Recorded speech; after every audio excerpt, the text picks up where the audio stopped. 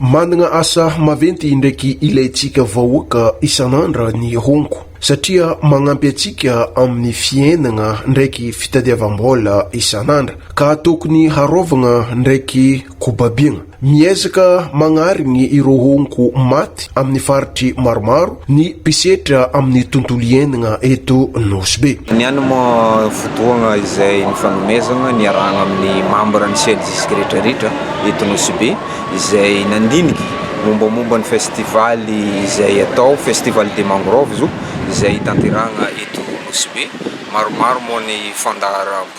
fotoagna izay atao amin'ny fotoagna io ka agnisan'ny zegny ny fagnatanterahana ny fambolena na ny reboisement mangrove izay atao eto Nosy Be ary eto mo zay technicien no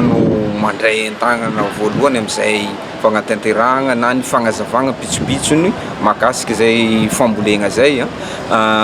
important be zava-dehibe no fanaovagna zegny reboisement zay satria hitatsika tsara ny tanànatsika eto Nosy Be dia mendrika agnanaovagna zay famboleonko zay satria efa maro ny fahasimbany ry ny morontsiraka izay magnodidigna atsika eto ary raha reny sy hitsiny raha ohatra ka entanina ambaratongan'olona atsika vatan'olombelogna tsy araikiaraiky jiaby zegny amin'izay festival zay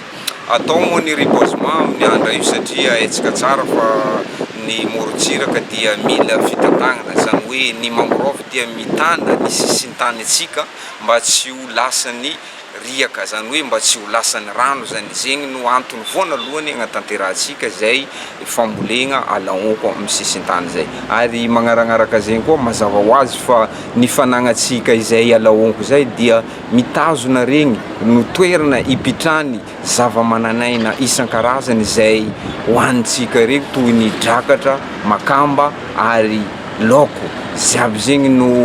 antony agnanaovantsika zay fambolena mangrove zay ary zegny kosa dia nahatonga ny CLJISK nitsangana agnano fagnentagnana bebe kokoa ampatsiaro olo jiaby fa zao no antony isiany na zao ny antony ilayntsika ity mangrove ty zany hoe marobe zegny ny karazany zava-mananaina izay tsy fohita fa-tsy amintsika ty no mivelogno ao agnatiny izay mangrove izay ary magnaragnaraka zay koa hitatsika ny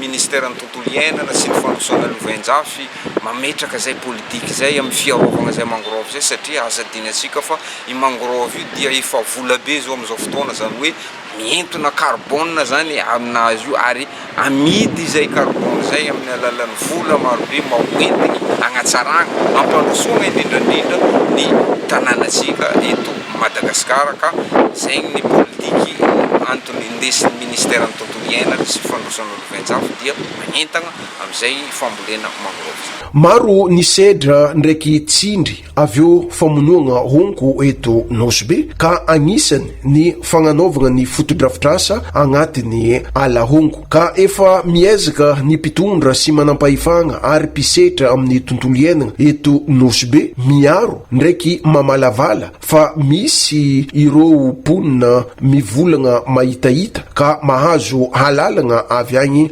amin'ny fanjakana Foibe.